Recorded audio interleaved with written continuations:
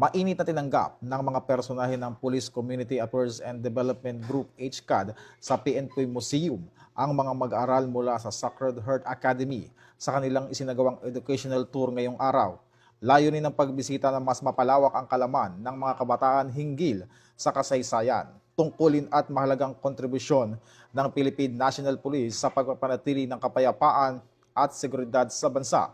Sa pagpasok ng mga mag-aral sa museo, sinalubong sila ng mga kawani ng PNP PKG na nagbigay ng detalyadong orientation tungkol sa makasaysayang kagamitan, lumang uniforme, dokumento at iba pang mahalagang memorabilia na nakapaloob sa koleksyon ng museo.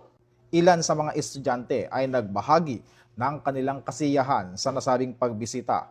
Ayon sa kanila, nakatulong ang karanasan upang magkaroon sila ng mas malalim na pag-unawa sa papel ng pulisya sa lipunan at sa kahalagahan ng pagiging responsable at makabayang mamamayan. Nagpasalamat din ang kinatawan ng Sacred Heart Academy sa PNP Museum dahil sa mainit na pagtanggap at makabuluhang kalamang ibinahagi sa kanilang mga mag-aaral. Ako po si Miss Flores mula sa Sacred Heart Academy of Pasig. Sa ngalan po ng aming school, kami po ay nagpapasalamat sa mainit na pagtanggap sa aming mga estudyante dito sa PNP National Museum.